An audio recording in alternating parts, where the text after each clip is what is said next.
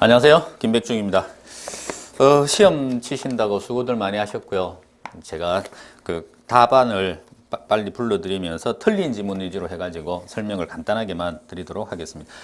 이번 시험은 예년보다 약간은 좀 학개론 파트에서 어렵게 좀 출제가 된 것 같고, 그 다음에 그 어렵다는 내용이 계산 문제가 평상시에 한 7, 8문제 정도가 나오는데 이번 시험에서는 11문제 정도가 나왔거든요. 계산 문제의 비중이 이게 확 좀 는 거죠. 거기에서 좀 계산 문제 약하신 분들이 당황하셨을 수 있을 거고, 또 민법 선생님한테 여쭤봤더니 민법이 상대적으로 좀 쉽게 나온 그런 부분이 있기 때문에 계산을 그냥 빨리빨리 넘기고 민법에서 고득점을 받아가는 전략도 좋은 전략이었고, 또 하나는 계산 문제 중에서 한 5문제 정도는 난이도가 상당한 거였고요. 그 다음에 나머지 한 5문제 정도는 난이도는 조금 있지만 전형적인, 그러니까 지금까지 나왔던 문제 중에서 거의 패턴이 똑같은 문제였기 때문에 연습을 많이 하신 분들은 계산 문제에서도 한 대여섯 문제 정도는 무난하게 좀 풀 수 있지 않았을까. 한 문제는 아주 쉽게 나왔고요. 자, 그러면 한번 출발해 볼게요. 자, 첫 번째, 금부지 낮이 특성입니다. 틀린 것은 3번입니다. 금부지 가격은 금부 감가가 발생하니까 낮의 가격보다 높게 평가되는 게 아니고 낮이가 제일 비싸고요. 그다음 금부지는 감가가 발생해서 낮게 가격이 형성됩니다. 그다음 두 번째, 일정 기간 동안 상환액을 특정 비율로 정액해서 원리금 상환액을 초기에는 적게 부담하고 시간의 경과에 따라 부담을 늘려가는 방식은 처음에는 적게, 나중에 가면 갈수록 점점 많이, 이거 연습 많이 한 내용이거든요. 이렇게 해서 얘가 원금 균등, 원리금 균등, 이걸 점정식 또는 채정식 상환이라고 하죠. 그래서 2번이 정답이고요. 그 다음 3번에 보시면 가치와 가격에 관한 비교 문제. 이것도 전형적인 문제죠. 가치라고 하는 건 장래 기대되는 편익을 현재 가치로 환원한 값이고, 가격은 시장에서 지불된 금액이기 때문에 가치는 현재 값이고 가격은 과거 값이다. 그래서 3번 지문, 가격은 대상 부동산에 대한 현재의 값이 아니고 가격이 과거의 값이고 가치가 현재의 값입니다. 네, 틀렸고요. 그 다음 4번 주택 유형. 4번 문제는 공법을 2차를 하시는 분들이면 상대적으로 쉽게 느끼셨을 거고 1차만 하시는 분들이라면 이걸 준비할 수는 없죠. 이게 외울 게 너무 많기 때문에. 자, 옳은 것은 4번이 옳은 지문입니다. 1번 지문에 같은 경우에는 660제곱미터 이하가 아니고 초과고요. 2번 같은 경우에는 330이 아니고 660이고 거기에다 19세대 이하여야 되고, 그 다음에 3번 지문 같은 경우는 3번 지문도 틀린 부분이 330입니까? 그 부분이 틀렸고요. 그 다음에 4번 지문이 옳은 지문이고, 그 다음 5번 지문이 도시형 생활주택이 350세대가 아니고 300세대라고 해가지고 틀린 부분입니다. 4번 문제는요, 이건 뭐 버리고 가야 되는 파트예요. 1차만 하시는 분들이라면. 그 다음에 5번, 아파트 재건축 사업의 조합의 사업성에 부정적인 영향을 주는 요인은 모두 몇 개인가? 이것도 뭐 전형적으로 배우는 문제는 아니죠. 1년에 그 상식적인 것들이 최대한 동원되어야 되는 것들인데, 자, 건설 자재 가격이 상승한다. 건설 자재 가격 상승하면 불리한 거죠. 사업성 입장에서. 그래서 요건 불리한 거 맞고요. 그 다음 일반 분양분의 분양가가 상승한다. 그러면 수입이 늘어나는 거니까 일반 분양이면 요거는 불리한 게 아니고 유리한 것이고, 조합원의 부담금이 인상되면 조합원 입장에서는 불리한 거 맞고요. 그래서 요것도 불리한 거고요. 그 다음 쭉 내려가시면 공사 기간이 연장되면 요것도 사업비가 부담이 커지는 거니까 요것도 불리한 거고, 기부 체납 증가라고 하는 것도 정부나 이런 뭐 지방자치단체한테 공짜로 줘야 될 부분이 많아지는 거니까 이것도 조합원 입장에서는 불리한 거죠. 그래서 4개가 정답이 됩니다. 3번이겠죠. 그 다음에 6번 문제. 아파트 시장의 수요 곡선을 좌측으로 이동시킨다 그러면 수요 감소겠죠. 하나씩 보면 첫 번째, 수요자의 실질 소득 증가하면 수요 증가, 건축 원자재 가격 하락하면 공급 증가, 사회적 인구 감소하면 수요 감소. 그래서 하나 나왔고요. 사회적 인구 감소. 아파트 가격이 하락하면 곡선 자체가 좌측으로 이동하는 게 아니고 곡선 상에서의 점의 이동이죠. 수요량의 변화니까. 그래서 이건 아니고요. 아파트의 선호도가 감소하면 수요 감소 맞고요. 대체주택 가격이 하락하면 대체주택을 안 사죠. 그러면은 대체주택 가격이 하락하니까 대체주택 쪽으로 넘어가겠죠. 사러. 그러면 나는 수요 감소 뺏기니까. 그래서 이것도 수요 감소 요인입니다. 아파트 담보대출 금리가 하락하면 수요 증가. 그래서 수요 곡선을 좌측으로 이동시키는 건 세 가지가 됩니다. 사회적 인구 감소, 아파트 선호도 감소, 대체 주택 가격 하락. 요거 세 가지가 되고요. 그다음 7번. 다음 토지의 정착물 중에 토지와 독립된 것이 아닌 것은 3번의 국어입니다. 국어. 흔히 뭐 또랑이라고 하는 그런 것들. 그냥 토지의 일부로 봐야 되겠죠. 그다음에 8번. 아파트 시장의 균형 가격과 균형 거래량의 변화에 관한 설명으로 틀린 것은, 이건 전형적인 질문이죠. 연습을 자주 해 놓으셨어야 되는 것들이고, 수요 공급 곡선이 이렇게 있고요. 여기가 수, 여기가 공. 여기서 문제가 공급이 불변이라 그래가지고 공급을 완전 비탄력적인 거다 이렇게 착각하시면 안 되고, 이 상태에서 공급은 변하지 않고 수요만 변한다는 이야기예요. 근데 첫 번째가 공급은 안 변하고 수요가 감소합니다. 수요 감소하면 수요 감소 이렇게 되거든요. 그러면 이렇게 가겠죠. 가격 하락, 수량 감소. 그래서 새로운 균형 가격이 상승한다 그랬으니까 1번이 틀린 지문. 밑에 끌고 내려가시면 안 되는 거고요. 그 다음 9번 문제가 가장 계산 문제 중에서 유일하게 간단하게 풀 수 있는 문제입니다. 가격 탄력성 이야기거든요. 가격 탄력성이면 공식을 바로 적어야 되겠죠. 밑에가 가격의 변동률, 위에가 수요량의 변동률. 이렇게 들어가는 거고, 그 다음에 이 오피스텔 가격이 4% 인상되었다. 얘가 올라간 게 4만큼 올라갔다는 거죠. 그랬더니 가격 탄력성이 2.0입니다. 2.0. 그러면 수요량은 8만큼이 떨어진 거죠. 얘가 2가 나와야 되니까. 그래서 수요량은 8이 감소. 그래서 정답은 4번. 10번 부동산 관리에 관한 설명. 옳은 것은 1번 부동산의 법률 관리는 부동산 자산의 포트폴리오 관점에서 자산, 부채의 재무적 효율성을 최적화하는 것이다.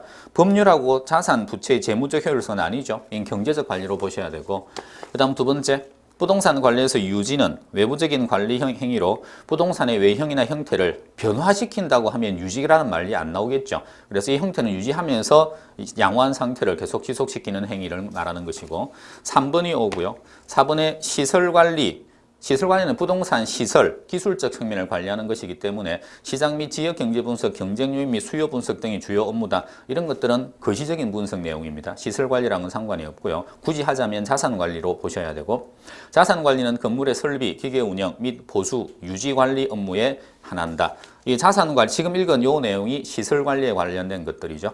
자, 그래서 3번이 정답이고요. 그 다음에 11번 틀린 것은, 11번 지문은 뭐 전형적인 기출 지문입니다. 거의 똑같죠. 토지 이용을 특정 방향으로 유도하기 위해서 정부가 토지 보유세를 부과할 때 토지 용도에 관계없이 동일한 세금을 부과해야 된다. 정부가 의도하는 방향으로 세율을 다르게 다 합니다. 의도하지 않은 방향으로 쓰고 있다면 중과세하고, 의도하는 방향으로 하고 있으면 세금을 깎아주고 하는 그런 접근 방식을 택하게 된다. 12번 정부가 부동산 시장에 개입할 수 있는 근거가 아닌 것은, 12번에 5번 같은 경우에 개발 부담금 부과라고 하는 건 개입할 수 있는 근거라고 보기보다는 개입의 수단이고, 개입할 수밖에 없는, 그러니까 어떤 상황이 벌어졌을 때 그 결과치로 이렇게 때리겠다라고 하는 거니까 이건 수단으로 보셔야지 근거로 보시면 안 되겠죠. 그래서 5번이 정답이 되고요. 그 다음 13번 개발 사업 시 분석할 내용에 관한 설명으로 틀린 것은, 이것도 전형적인 기출지문입니다. 1번에 민감도 분석에 대한 설명이 아니고 흡수율 분석에 대한 설명입니다. 그래서 틀렸고요. 지금 이 강의 들으시는 분들은 빨리 지금 답 말해주기를 원하시는 분들이 거의 대부분일 것이기 때문에 답 위주로 해가지고 그게 왜 틀렸나 그거 위주로 빨리빨리 설명드릴게요. 지금 뭐 강의를 하듯이 이렇게 이해시켜드리고 하는 건 좀 제가 자제를 하겠습니다. 분이 아니면. 자, 그 다음에 15번에 부동산 투자 위험과 수익에 관한 설명으로 틀린 것은, 15번은 쉬운 문제죠. 2번 체계적 위험이 지역별 또는 용도별로 다양하게 포트폴리오를 구성하면 피할 수 있다. 피할 수 있는 위험은 체계적 위험이 아니고 비체계적 위험입니다. 그래서 난이도가 굉장히 쉬운 문제고요. 그 다음 16번 부동산 관리에 관한 설명으로 틀린 것은, 이것도 전형적인 기출지문. 5번 보시면 혼합 관리 방식은 필요한 부분만 선별해서 위탁하기 때문에 이건 맞고요. 관리의 책임 소재가 분명해지는 게 아니고 불분명해지는 단점이 있죠. 그래서 5번이 틀렸고, 17번 문제 프로젝트 파이낸싱입니다. 이것도 똑같은 문제가 나왔었죠.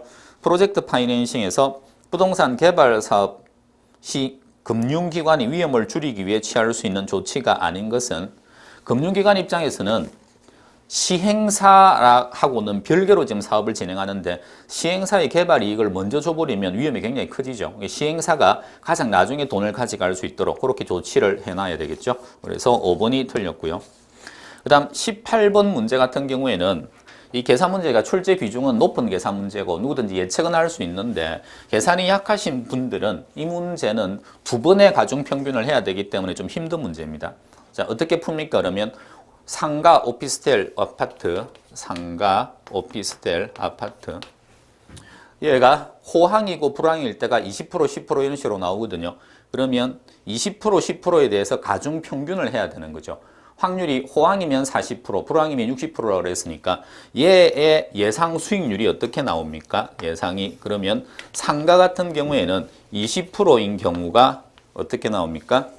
40이라고 그랬거든요. 40. 더하기 지금 가중평균하고 있는 겁니다. 10이 될 가능성이 60입니다. 이게 퍼센트가 들어가는 건데 그냥 이런 식으로 계산을 하면 14%가 나오고요. 오피스텔 같은 경우에는 25에다가 0.4를 곱하고 10에다가 0.6을 곱하면 얘는 16%가 나오고요. 그 다음 아파트인 경우에는 10에다가 40을 곱하고 8에다가 60을 곱하면 퍼센트로 그러면 8.8%가 나옵니다. 이렇게 퍼센트를 만들어 놓고 다시 자산 비중에다가 상가가 20%라고 그랬으니까 다시 요거 두 개를 곱하고요. 그 다음에 밑에다가 얘가 30% 비중이니까 다시 요거 두 개 곱하고요. 그 다음 여기다가 50%를 다시 곱하고 그렇게 해서 전부 다 더하는 거죠. 각각 곱해가지고.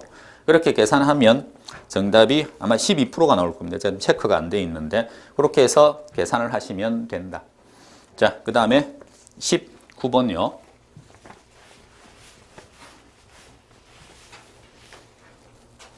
다음 괄호 안에 들어갈 이론 및 법칙으로 옳게 연결된 것은 19번 문제 같은 경우는 굉장히 전형적인 문제입니다. 기억. 두 개 도시의 상거래 협입력은 두 도시의 인구에 비례하고 두 도시의 분기점으로부터의 거리 제곱에 반비례한다. 요건 소매인력의 법칙이죠. 레일리의 소매인력의 법칙. 그래서 빨리 밑으로 내려오셔가지고 레일리의 소매인력의 법칙이 아닌 거 1번, 2번, 3번 셋 다 쳐내시고요. 그 다음에 니은에 보시면 도시 내부 기능 지역이 침입, 경쟁, 천위 과정을 거쳐 중심 업무, 점이, 주거 지역 등으로 분화해 나간다. CBD, 그 다음에 점이, 그 다음에 저소득, 그 다음 중산층 통근자 이런 과정을 설명하는 건 동심원 이론이거든요. 그래서 정답은 5번이 됩니다. 이건 디귿, 리얼은 읽을 필요도 없이 앞에 그 두 개로 끝나는 거고요. 그 다음 20번 같은 문제는 여기 오늘 나온 문제 중에서는 난이도가 가장 높은 최상짜리 문제로 보여지는데 우리가 이걸 준비는 했을 겁니다. 그러니까 탄력도 이야기가 나오면 수렴하고 탄력도 이야기 나오면 수요가 공급보다 더 탄력적이면 수렴한다. 그리고 기울기 이야기가 나오면 기울기는 공급이 수요보다 더 기울기의 값이 기울기의 값이 수요보다 더 크면 그러면 수렴한다. 이렇게 공부를 해놓은 부분이거든요. 근데 이 문제는 왜 어렵느냐 그러면 이 기울기 판단하는 것 자체가 그냥 안 나와 있고 계산을 하게끔 나와 있습니다. 그래서 해볼게요. A 부동산 시장입니다. A 시장이면 수요 함수가 어떻게 되어 있습니까? 이 P는 500 마이너스 Q 이렇게 나와 있으면 P는 이걸 앞으로 당기면 마이너스 2분의 1Q 기울기는 이건 의미가 없거든요. PQ 관계만 보기 때문에 그래서 여기에 P는 2분의 1Q 마이너스 요게 기울기 값이고 그 다음에 뒷부분에 있는 거 3P는 300 플러스 4Q 이렇게 나오면 P는 넘어가면 3분의 4Q 이렇게 나오거든요. 그래서 기울기의 값이 앞에 있는 얘가 지금 수요입니다. 수요는 요 PQ의 값이 부호가 반대로 가 있으면 다 수요 함수고 이 기울기가 얘가 부호가 같으면 이건 다 공급 함수거든요. 그래서 수요가 기울기의 절대값이 더 적고 공급이 기울기 절대값이 더 크거든요. 그래서 공급의 기울기 절대값이 크니까 이건 수렴한다. 이렇게 보시면 되는 것이고 그 다음 두 번째 B시장이면 P는 400-2Q 400-2Q 그러면 똑같이 여기는 지금 마이너스 2가 됐죠. 그 다음에 P는 이 P는 이 P는 100 플러스 4Q. 그러면 P는 해서 넘겨버리면요. 2분의 4Q. 이거는 의미가 없다고 그랬고요. 그러면 얘는 2분의 4니까 2가 나왔죠. 그러면 여기도 2, 여기도 2. 기울기를 이야기할 때는 절대값으로 하기 때문에 이게 마이너스 2든 2든 상관이 없이 두 개의 값이 똑같게 됩니다. 기울기 절대값이 똑같으니까 요거는 뭘로 봅니까? 순환형으로 봅니다. 근데 이건 굉장히 어려운 문제예요. 지금 제가 간단하게 이렇게 풀어드렸는데 실질적으로는 기울기를 P로 해서 풀어야 될지 Q로 해서 예를 들면 2분의 1P 이런 식으로 만들어 놓고 얘가 기울기인지 아니면 P는 뭐 2분의 1Q 이렇게 나오면 얘가 기울기인지 이걸 어디로 정리하느냐에 따라서도 다르거든요. 그러니까 이걸 기울기로 판단하려면 기본적인 수학적 지식은 있어야 됩니다. 그래서 이거 뭐 더 이상 설명은 안 드리겠는데 뭐 이 문제는 할 수 없는 거죠. 이런 식으로 난이도가 높게 나오면 우리 수험 수준에서는 풀기가 상당히 힘드실 겁니다. 그래서 이거는 뭐 버리고 가셔야 되는 거고요. 그 다음에 21번 부동산 경기 변동 틀린 것은 이건 전형적인 문제죠. 5번에 보시면 후퇴 국면입니다. 떨어지고 있는 국면 하회상후 이렇게 그리시면 하회상후 후퇴 국면이면 여기거든요. 여기라면 과거의 거래 사례 가격은 새로운 거래의 기준 가격이 되거나 하한이 된다. 떨어지고 있으면 지금 여기면 사례는 여기에 있기 때문에 요건 상한치가 되겠죠. 그래서 5번이 틀렸습니다. 그 다음 22번 문제 보시면 22번 문제도 15회 때 기출문제하고 흡사하기는 한데 15회 이후로 거의 나온 적이 한 번도 없는 문제이기 때문에 이것도 나올 것이라고 예측하기는 힘든 파트입니다. 상황은 이런 상황입니다. 푸는 건요. 자, 1년 후에 신역사가 들어선다는 정보가 있다. 이 정보의 현재 가치를 구하세요. 이게 정보의 정당한 가치가 얼마냐 이거거든요. 역세권 인근에 일단은 토지가 있고 1년 후 신역사가 들어설 가능성이 40%. 들어설 수 있습니다. 들어설 가능성은 40%고요. 들어서면 얼마가 되냐 그러면 8억 8천, 8.8억이 되고요. 안 들어서면요. 안 들어설 가능성 60%겠죠. 이렇게 되면 6.6억입니다. 지금 계산은 다 현재 가치로 해야 되기 때문에 얘가 10%의 요구 수익률, 할인율이거든요. 그럼 얘를 빨리 당겨옵니다. 당겨오면 얘는 현재 가치로 당겨오면 이게 개발이 되면 얼마입니까? 그러면 8억이 나오고요. 요거 나누기 1.1 하는 거거든요. 현재 가치로 당기는 게 8억이 될 가능성이 40% 여전히. 그 다음 요걸 다시 당겨오면요. 개발 안 될 가능성 60%고 6.6억 할인하면 6억 나오거든요. 그러니까 6억이 될 가능성이 60%라는 거죠. 그러면 정보를 확실하게 알고 있으면 나는 이 토지를 8억에 팔아먹을 수 있는 거죠. 근데 이 토지를 얼마에 살 수 있습니까? 그러면 지금은 개발될지 안 될지 모르는 상태이기 때문에 요거 두 개를 평균 낸 가격이 시장의 매매 가격입니다. 그래서 요거 두 개를 평균 내면 얼마의 가격이 나옵니까? 그러면 6.8억이 나옵니다. 가중평균 하는 거예요. 48, 32, 요거 66, 36. 그래서 32하고 36 더하면 68. 그래서 6.8억, 6억 8천만 원이 시장의 매매 가격. 그리고 확실히 개발된다는 정보를 내가 갖고 있으면 그러면 나는 요걸 그 정보를 이용해서 8억에 팔아먹을 수 있기 때문에 8억 요게 내가 정보를 알았을 때의 가치. 그러면 그 정보의 정당한 가치는요. 그러면 요 차이겠죠. 1억 2천만 원. 그래서 정답은 3번이 정답입니다. 자, 그 다음에 23번. 23번은 부동산 투자에서 영업현금 흐름의 과정이거든요. 그 과정이 가능총소득, 유효총소득, 순영업소득, 세전, 세후 이런 식으로 쭉 오고 빼기 공, 경, 은, 세 이런 식으로 빼나가는 과정 정말 자주 했죠. 여기서 유효총소득, 이 유효총소득을 산정하는 경우에 필요한 항목은 모두 몇 개입니까? 그러면 요 가능총소득 산정하고 공실 빼면 되죠. 요 공실이 빼기 공실 빼기 불량부채 더하기 기타 소득 이렇게 배웠는데 우리 시험에서는 이 표현을 그냥 기타 소득으로 주면 되는데 또 이걸 말을 영업 외 소득이라는 표현을 썼거든요.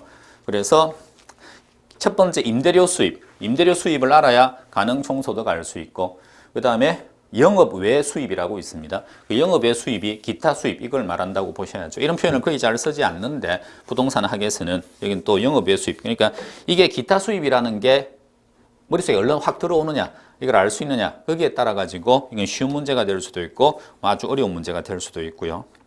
자, 그 다음에 24번입니다. 24번도 전형적인 지문들이 아니라서 용어 때문에 여러분들이 답 찾는 게 조금 어려웠을 수 있는데 5번 지문을 보시면 주택금융시장은 금융기관이 수취한 예금 등으로 주택담보대출을 제공하는 주택자금 공급시장. 여기에 원차입자가 있고요. 그 다음에 은행이 있고 그 다음에 여기에다가 투자자가 이렇게 있으면요. 얘 둘이서 거래하는 시장을 우리가 1차 저당 시장, 얘 둘이서 거래하는 시장을 2차 저당 시장 이렇게 배웠거든요. 그러면 여기에서 얘한테 돈 넣어주는 거, 요걸 뭐라고 지금 표현했냐 그러면 요건 주택 자금을 대출하는 시장이죠. 그래서 요 1차 저당 시장을 처음 나온 용어입니다. 기출에서는 한 번도 쓰지 않는 그런 표현이었는데 주택 자금 대출 시장, 주택 자금을 대출하는 시장. 요게 되는 거고 2차 저당 시장은요. 여기에서 투자자를 통해서 은행에 돈을 넣어주면 그 은행이 그 돈 받아서 다시 빌려주는 거거든요. 그러니까 요 은행한테 자금을 공급해주는 시장인 거죠. 그래서 보시면 주택 자금 공급 시장 표현이 주택 자금을 공급하는 시장 이렇게 되는 거죠. 그래서 요 두 표현이 지금 바뀌었기 때문에 5번 지문이 지금 틀렸다고 보는 겁니다. 근데 우리가 공부할 때는 이런 표현은 거의 쓰지 않고요. 여기는 그냥 1차 저당 시장, 이쪽을 2차 저당 시장. 1차 저당 시장에서는 둘 사이에서 거래가 이루어지는 대출해주는 시장이고 2차 저당 시장에서는 1차 저당 시장에 필요한 자금을 공급해주는 시장이다. 그렇게 해서 공부를 했을 텐데 이 용어 자체가 좀 와닿았으면 합니다. 자, 그 다음에 전형적인 문제고 26번 또 쉬운 문제입니다. 자기관리 부동산 투자회사가 세 종류가 있거든요. 자기관리 부동산 투자회사, 위탁관리 부동산 투자회사, 기업 구조조정 부동산 투자회사. 1번 보시면 자기관리는요. 뚜루룩 하다가 구조조정을 위해서 매각하는 부동산을 매입한다. 이건 기업 구조조정 부동산 투자회사에 대한 설명이죠. 그래서 1번 쉽게 맞출 수 있고요. 그 다음에 27번 문제. 27번 문제 같은 경우는 제 강의 들으셨던 분들이라면 참 많이 연습시켜 드린 건데요. 집 한 채 그려가지고 하라는 거. 부동산 투자를 하게 되면 자 이렇게 집을 그리시고요. 1년간 자기자본 수익률은 총 투자 금액, 투자 부동산 가격이 3억 원입니다. 그러면 3억을 총 투자했는데 이 중에서 금융기관 대출이 2억 원이다. 2억을 투자, 여기가 빌린 돈. 그러면 내 돈은 1억, 내 돈. 자, 이 상태에서 수입을 서로 나눠 가져가면 되거든요. 총 얼마를 벌었습니까? 그러면 대출기간 1년인데 대출 이자율은 0.6%입니다. 6%만큼 이자를 줘야 되는 거고요. 대출기간 만료 시 이자 지급 분원금 일시상환 1년간 순영업 이익이 2천만 원. 여기 2천만 원 벌었다는 거죠. 여기에서 2천만 원을 벌었다. 그러면 여기에서 2억에 대해서 6%를 줘야 되니까 2, 6, 12, 1,200만 원을 줘야 되고 내가 가져가는 건 1,800만 원을 아니죠. 800만 원을 가져간다. 그럼 나는 1억 던져서 800만 원을 받아가니까 8%가 됩니다. 그래서 이런 식으로 익혀져 놓았으면 이건 쉽게 풀 수 있을 걸로 보고요. 그 다음 28번 문제입니다. 28번은 난이도상으로 보면은 어려운 거지만 예측 가능성 측면에서 보면은 푸셔야 되는 문제죠. 연습도 정말 많이 했고요. 그 다음에 퍼센트까지 올해가 이 비율이 70%, 60%로 상향 조정이 됐기 때문에 이건 이런 식의 계산 문제가 반드시 나올 거다라고 예측 가능한 문제였으니까 풀었으면 하는 바람입니다. 자, LTV는요. 얘가 0.7 이렇게 정해져 있고 DTI는 0.6 이렇게 됐다는 거고요. 여기에서 주어진 값이 V, 담보부동산의 가치가 3억입니다. 그러면 3, 7, 21 여기가 2억 1천만 원 바로 나오고요. 그 다음에 DTI에서 I가 3천만 원이거든요. 그럼 3, 6, 18, 1,800이죠. 근데 요 1,800은 융자 가능 금액이 아니고 이거 나누기 저당 상수를 해줘야 융자 가능 금액이 나오거든요. 그래서 저당 상수 0.1 계산을 하면 1.8억, 1억 8천이죠. 그래서 빌려갈 수 있는 금액은 요 금액과 요 금액 둘 다 충족시키라고 그랬으니까 적은 금액으로 갑니다. 적은 금액이면 이 금액이죠. 1억 8천. 근데 이제 문제를 보면 기존에 1억 5천만 원을 미리 빌려놨다.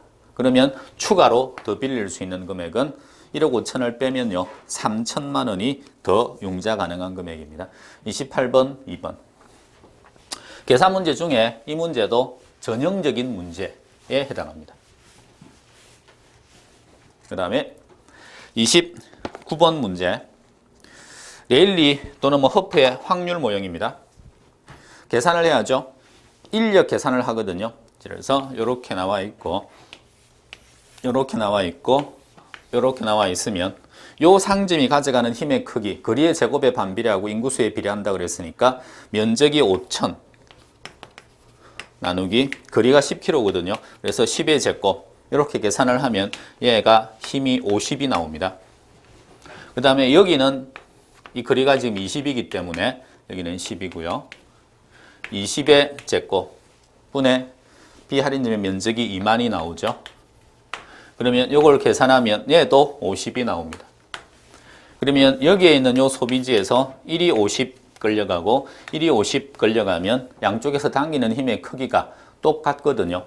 똑같으면 여기에서 50% 50%씩 나누어지는데 얘가 지금 인구가 30만 명이 있다고 그랬습니다. 근데 문제 보시면 도시 인구의 60%만 할인점을 이용한다 그랬으니까 여기에 60%면 18이죠. 요걸 가지고 50% 반반씩 나누어 가져가니까 1이 9만큼 갈 것이고 1이 9만큼 갈 것이고 그래서 정답은 3번이 정답이 됩니다.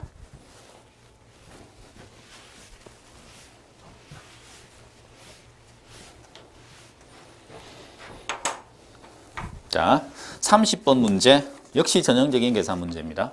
가능 총소득 유, 순, 전, 후 빼기 공, 경, 은, 세. 가능 총소득이 4,800입니다. 얘가 4,800. 공실이 5%거든요. 5%. 5% 계산하시면 되고 빼고 남은 게 4,560. 그 다음 영업 경비가 240요. 그 다음에 순영업 소득이 빼고 남은 4,320. 그 다음에 은행한테 나가는 돈 조심하셔야 될 게 원리금입니다. 그래서 원금이 200이고 이자가 800이니까 두 개를 합치면 200 더하기 800 요거 하면 1000이죠. 빼면 3320 이렇게 나오고요. 그 다음에 세금 계산은 순이감 곱하기 세율 해서 공식적으로 아셔야 되거든요. 순영업소득 빼기 이자 빼기 감가상각비 곱하기 세율 이렇게 하셔가지고 그러면 순영업소득이 4,320 이자가 별도로 나와 있죠. 이자가 800 이자 비용 800 빼기 800 그 다음 감가상각비가 200 빼기 200 이렇게 해서 곱하기 세율이요. 영업소득 세율이 20%니까 0.2 이렇게 계산을 하시면 세금이 얼마가 나옵니까? 세금이 664가 나옵니다. 그래서 이걸 빼고 남은 건 2,656 이렇게 나옵니다. 그래서 정답은 2,656 이렇게 되고요. 그 다음 31번 옳은 것은입니다. 위탁관리부동산 투자회사는 본점 외의 지점을 설치할 수 있으며 틀렸죠. 위탁관리는 명목상 페이퍼 컴퍼니라서 본점 외의 지점은 설치할 수 없고요. 그 다음에 2번 기업 구조조정용 부동산 투자회사는 상법상의 실체회사인 틀렸죠. 기업 구조조정도 실체가 없고요. 페이퍼 컴퍼니고요. 3번이 O입니다. 4번 같은 경우에 기업 구조조정 부동산 투자회사의 설립 자본금 5억입니다. 위탁도 5억이고 자기관리 같은 경우에 설립 자본금은 10억이죠. 바뀌었고요. 5억과 10억이. 그 다음 5번 같은 경우 위탁관리 부동산 투자회사의 경우에 주주 이름과 그 특별관계자는 주식 분산이거든요. 한 사람이 주식을 몇 프로 이상 못 가지고 있느냐 이렇게 물었을 때 자기관리 부동산 투자회사는 30% 이상 못 가지고 있는다. 위탁관리 부동산 투자회사는 40% 이상 못 가지고 있는다. 기업 구조조정용 부동산 투자회사는 제한이 없다. 그래서 지금 위탁관리를 이야기했기 때문에 20%가 아니고 40%를 초과해서 가져갈 수 없다. 이렇게 나옵니다. 32번 틀린 내용입니다. 자, 이건 뭐 쉬운 내용이죠. 4번에 보시면 1차 저당대출 시장은 이렇게 바뀌어야 됩니다. 저당대출을 원하는 수요자, 원래의 차입자겠죠. 맨 앞에 있는 돈 빌려가려고 하는 사람, 저당 대출을 제공하는 금융기관, 은행입니다. 그러니까 은행과 원차입자, 얘가 둘이서 거래하는 시장이라면 1차 저당 시장에 해당합니다. 그래서 4번 틀렸고요. 그 다음 33번. 33번 문제도 이 패턴 자체가 워낙에 자주 나온 문제이기 때문에 이건 충분히 연습하셨으면 이것도 풀 수 있을 만한 문제입니다. 자, 어떻게 계산됩니까? 그러면 사업이 A, B, C, D 4개가 있고 현금 지출, 그 다음에 현금 유입, 지출이 120, 150, 자, 100, 120, 150, 170, 121, 130, 180, 200. 그리고 할인율이 주어집니다. 할인율은 10%. 얘가 지금 나가는 게 현재 나가는 거고 들어오는 건 1년 뒤에 들어온다고 지금 표기가 되어 있거든요. 그래서 이걸 계산을 하면 현재 들어오는 걸로요. 나누기 1.1, 나누기 1.1을 전부 다 하면 되겠죠. 그래서 이걸 현재 가치로 다 바꿔버리면 얘가 110 정도 나오고요. 요건 130이 나오고요. 118이 나오고요. 요건 계산을 하면 163 정도 나오고요. 요건 계산을 하면 181 정도가 나옵니다. 그러면 수익성 지수라고 하는 건 여기에서 이걸 나눈 값이기 때문에 수익성 지수를 계산을 하면 수익성 지수는 1.1이 나오고 여기는 0.98이 나오고 여기는 1.08이 나오고 이거 나누기 이겁니다. 이거 나누기 이거.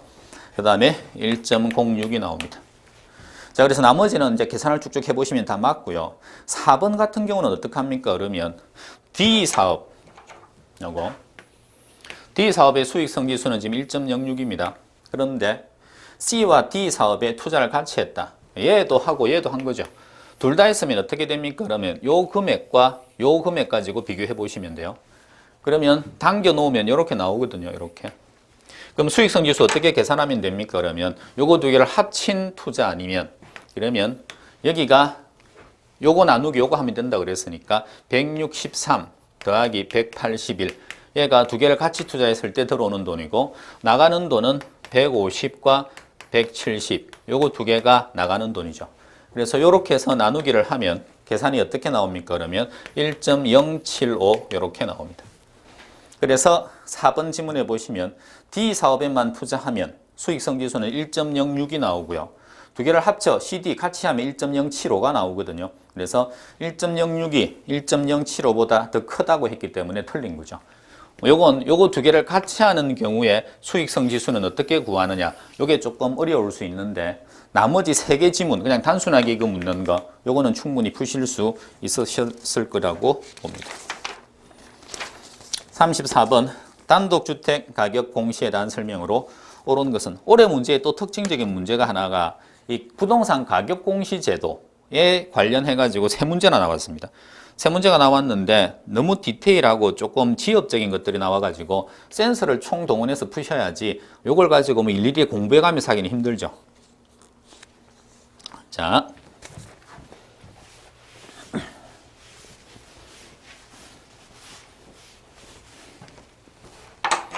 부동산 가격 공시 제도는요. 기본이 토지 가격 공시하고요. 주택 가격 공시합니다. 토지 같은 경우에는 표준지, 개별 토지 이렇게 해서 두 개로 나누고요. 주택 같은 경우에는 단독주택과 공동주택 이렇게 나누고 단독주택은 다시 나누어서 얘처럼 표준 단독주택 그 다음에 개별 단독주택 일단 이렇게 나누죠. 그리고 개별이 들어가는 요건 전부 다 시장이 하고요. 그 다음에 나머지는 전부 다 장관이 하는 겁니다. 자, 그리고 기본적으로 여기에는요. 표준지, 개별토지 요 관계가 그대로 여기 표준 단독주택과 개별 단독주택 요 관계로 넘어온다고 일단 생각하시면 됩니다. 자, 34번에 옳은 것은 1번에 보시면 국토교통부 장관은 1번에는 장관이 나왔죠. 그리고 뚜루루루 가다 보면 시군구 부동산 평가위원회가 나옵니다. 장관과 시군구는 같이 움직이는 기관이 아니죠. 중앙이라는 표현이 나오든지 해야 됩니다. 시군구가 나오면 시장, 군수, 구청장이 나와야 되겠죠. 그래서 연결 고리에서 일단 틀렸고요. 2번 지문 같은 경우에는 뭐 이건 세모하고 가셔야지 이걸 외울 수는 없으니까 표준주택 가격 공시사항은 내용연수 지세 이건 포함되지 않습니다. 뒤에 지목, 지리적 위치, 도로, 교통 상황 이건 포함되고요. 뭐 이걸 뭐 알 수는 없죠. 근데 세모하고 가셔야 되는 거고 표준주택으로 선정된 주택에 대해서는 당의 표준주택 가격을 개별주택 가격으로 본다. 3번이 오 지문. 이건 맞출 수 있을 거라고 봐요. 토지 같은 경우에도 요 개별 토지와 관련해 가지고 모든 토지에 대해서 다 개별 공시지가를 공시하지는 않는다. 표준지에 대해서는 개별 공시지가 별도로 하지 않는다. 표준지는 표준지 공시지가 자체를 그냥 개별 공시지가로 본다. 그거랑 똑같은 논리예요. 표준 단독주택 가격, 요거 자체가 바로 개별 단독주택 가격으로 보는 겁니다. 그래서 3번이 오고요. 그 다음에 4번에 보시면 국토교통부 장관은 장관 이야기가 나오는데 뒤에 가서 개별 주택 가격, 개별 나오는 건 장관이 안 한다 그랬죠. 그래서 틀렸고요. 그 다음 5번 지문 같은 건 아예 안 보셔야 되고요. 5번 지문은 저도 모릅니다. 찾기도 힘든 지문이거든요. 그래서 5번은 그냥 세모하고 가셔야 되고요. 그래서 2번과 5번은 세모, 그 다음에 3번 지문은 아셔야 되는 지문이고 답이 3번이니까요. 그 다음에 35번 부동산 가격 공시 및 감정평가에 관한 법령상 표준지 공시지가를 적용하는 경우가 아닌 것은 4번에 보시면 국가, 지방자치단체 등의 기관이 그 업무와 관련해서 개별 주택 가격 산정, 요 개별 주택 가격, 주택 가격이거든요, 지금. 요 가격 산정할 때 기준이 되는 건 요거라 그랬죠. 표준 단독주택. 그래서 문제가 지금 표준지 공시지가 요거 이야기하고 있거든요. 그래서 4번이 틀렸습니다. 그 다음에 36번. 36번은 용어의 정의인데요. 요 용어의 정의가 저 개인적으로는 감정평가 규칙에 있는 용어의 정의가 부동산 학에서는 훨씬 중요하기 때문에 거기에 있는 용어의 정의가 시험에 나올 거라고 예측을 했는데 이렇게 막 감정평가 그 부동산 가격 공시제도에서 무더기로 이렇게 막 용어의 정의까지 나올 거라고는 생각을 못 했는데 자, 답은요 5번입니다. 적정 가격이라고 하는 거 그 표준지 공시지가 선정에 표준지 공시지가 산정 기준이 있거든요. 기준 중에 하나가 적정 가격 기준 평가, 실제 용도 기준 평가 이렇게 평가 기준들이 있습니다. 거기서 적정 가격이 뭐냐라고 관련된 것들인데 이게 우리가 흔히 아는 시장 가치 있죠. 그 시장 가치하고 흡사합니다. 통상적인 시장에서 뭐 충분한 기간 공개돼 가지고 정상적인 거래가 이루어지는 경우에 성립될 가능성이 높은 그냥 시장 가치의 개념으로 보시면 되는데 그래서 5번에 적정 가격이라 하면 정부가 정책적 목적을 달성하기 위해서 만들어 놓은 가격이 아니고 시장에서 형성되는 일반적인 그냥 가격을 이야기합니다. 그래서 5번이 틀렸고요. 그 다음 37번. 37번이 감가수정액을 산정하시오 하는 건데 어렵습니다. 제가 풀어드리면 쉽게 느끼실 거지만 실제로 예측하기 좀 힘든 문제고요. 기존에 많이 나왔던 문제가 아니기 때문에 그래서 37번도 자 풀어는 드릴게요. 복선 가격, 적상 가격은 재조달 원가 빼기 감가 누계. 지금 질문은 요거 구하라는 겁니다. 감가 누계. 요 감가 누계 어떻게 구합니까? 그러면 총 감가 대상 금액이 있습니다. 요걸 내용연수, 나이 가지고 나누기 하는 거죠. 그러면 매년 감가해야 될 금액이 나옵니다. 예를 들면 100억을 50년 동안 수명이 간다. 그러면 매년 얼마씩 없어질까요? 그러면 100 나누기 50 하면 이가 나오죠. 그래서 2억씩 없어지는 거고 여기에다가 곱하기 요거는 매년 감가액이고요. 여기 지금 감가 누계치를 구해야 되니까 경과년수를 곱해야 되겠죠. 몇 년 지금 경과했는지. 자, 총 감가 대상 금액은 기본적으로 재조달 원가를 감가합니다. 근데 여기에 잔존 가치율이 지금 남아있으면 보시면 잔존 가치율이 10% 남아있죠. 그럼 없어지는 건 이 재조달 원가의 90%만 없어지는 거예요. 잔가율을 적용해야 되니까. 그래서 재조달 원가가 얼마입니까? 그러면 준공 시점, 기준 시점 나오는데 기준 시점의 재조달 원가가 2억이거든요. 그래서 여기에 있는 총 감가 대상 금액은 2억 기본이 곱하기 10% 남아있다 그랬으니까 0.9. 요게 총 감가하는 금액이고 그 다음 나이는 몇 살입니까? 그러면 50년입니다. 50년. 에다가 경과년수는 몇 년 경과했습니까? 그러면 준공을 2009년에 했는데 기준 시점이 2014년이니까 5년 경과했죠. 그래서 이렇게 곱하면 답이 나옵니다. 그래서 정답은 2번이 됩니다. 그 다음 38번요. 공시지가 기준법이죠.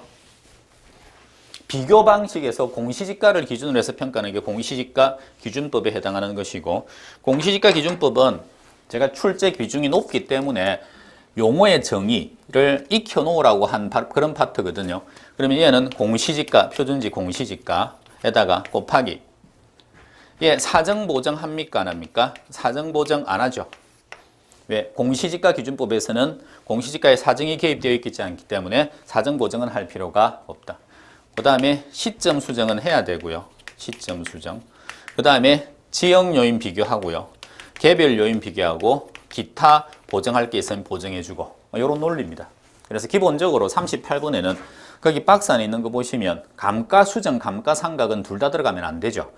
이게 거래사례비교법의 일종인데 감가수정, 감가상각은 우리가 원가법에서 제조달 원가에서 빼기 감가 누계 그거 할 때 원가법에서 나오는 원가 방식에서 나오는 거니까 기본적으로 들어가지는 않는 거고, 그 다음에 사정 보정도 하지 않는다 그랬죠. 그래서 니은, 디귿, 리얼 요거 세 개가 없는 거 찾으시면 돼요. 정답은 5번이 정답이 됩니다. 자, 그 다음에 39번. 39번은 전형적으로 나왔던 기출문제이기는 한데 이걸 또 낼만 할 정도가 될 문제는 아닌데 정말 조금 그러네요. 자, 다음 건물의 제곱미터당 제조달 원가는, 제조달 원가는 표준적인 건설 비용에다 통상의 부대 비용 다 합친 거거든요. 그래서 개발업자의 정상 이윤도 다 포함되니까 밑에 보시면 준공 당시의 공사비 내역 다 합쳐놓은 게 4억입니다. 요 4억인데 요 4억이 어느 시점의 원가냐 그러면 준공 당시거든요. 취득원가라는 이야기겠죠. 근데 얘가 지금 가치가 어느 정도 올랐느냐? 재조달 원가는 기준 시점 원가니까요. 그래서 곱하기 20년 전에 취득 당시의 건축비 지수가 100인데 기준 시점, 지금의 건축비 지수는 145입니다. 그러면 곱하기 1.45 이만큼을 해야 지금 재조달 원가가 나오는 거겠죠. 그래서 요 금액에다가 지금 질문한 건 제곱미터당 제조달 원가라고 그랬으니까 요건 전체 제조달 원가고, 제곱미터당으로 따지면 건축 연면적이 1450이거든요. 그래서 이걸 1450으로 나누기를 해주면 그러면 제곱미터당 제조달 원가가 나오죠. 그래서 요걸 계산을 하시면 40만 원이 나옵니다. 요거 뭐 약분하면 바로 나오죠. 40만 원. 그 다음에 40번. 감정평가업자가 대상물건의 감정평가 시 적용해야 될 주된 감정평가 방법으로 틀린 것은, 뭐 이건 전형적인 거죠. 건물인 경우에는 거래사례비교법이 아니고 원가법으로 적용하게 됩니다. 빨리 답 위주로 해서 풀어드렸는데 올해 시험 같은 경우에는 계산 문제가 11문제나 나왔고 난이도가 다 있는 것들입니다. 그러니까 계산 문제에서 당락이 거의 결정될 것 같은데요. 제 판단에는 보통은 이렇게 나오거든요. 40문제가 나오면 한 30문제 정도가 풀 수 있는 충분히, 그 다음에 10문제 정도는 조금 어려운 문제가 나오죠. 요 10문제 안에서 못 푸는 문제가 계산 문제에 해당하는 게 보통 한 7문제, 그 다음 나머지 한 3문제 정도가 뭐 시사라든지 공법 관련 법률 좀 지역적인 거라든지 예측 못하는 게 한 3문제. 그래서 요 10문제 정도가 보통 안 풀고 요 30문제 가지고 실수 얼마나 하지 않고 잘 풀어내느냐에 따라 가지고 점수가, 학교론 점수가 결정되었었는데 올해 시험에서는요 어떻게 나왔냐 그러면 요 계산 문제가 11문제가 나왔습니다. 근데 11문제 중에서 한 문제는 그냥 탄력도 단순 공식이니까 그건 무조건 풀라고 한 그 문제니까요. 그럼 10문제거든요. 10문제에다가 요 지역적인 거 요것도 한 4문제 정도가 나왔습니다. 그래서 요걸 빼버리면 한 14문제죠. 14문제.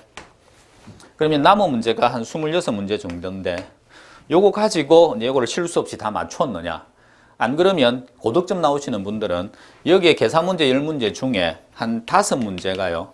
5문제가 아주 전형적인 문제입니다. 평상시에 강의할 때 연습을 충분히 하라고 풀고 또 풀고 또 풀고 그러니까 LTV, DTI 문제라든지 가유순전후, 공경은세라든지 그 5문제를 충분히 풀었으면 그럼 이 점수가 10이 들어가면 고득점도 가능한. 근데 이걸 다 버리고 여기에서도 실수를 몇 개 해버리고 그러면 점수가 상당히 좀 위태위태한 점수가 나오지 않을까. 자, 그렇게 생각합니다. 전체적인 난이도는요, 작년과 비교했을 때는 뭐 조금 한 2-3문제 정도 이상은 난이도가 조금 있지 않았나. 뭐 그렇다고 하더라도 전체적으로 이거 너무 못 풀겠다 이 정도 수준까지는 아니었던 것으로 전형적인 기출 문제들이 항상 절반 정도는 나옵니다. 50% 정도는. 그래서 그 부분을 별로 실수하지 않고 잘 체크하셨으면 무난하게, 특히나 민법이 좀 쉽게 나왔다고 지금 알려져 있으니까 그걸로 합쳐버리면 1차는 무난하게 합격하시지 않을까 그렇게 판단됩니다. 자, 시험 잘 치신 분들은요 축하드리고, 시험 점수가 잘 안 나오신 분들도 너무 낙심하지는 마시기 바랍니다. 그동안 수고 많으셨습니다. 마치겠습니다.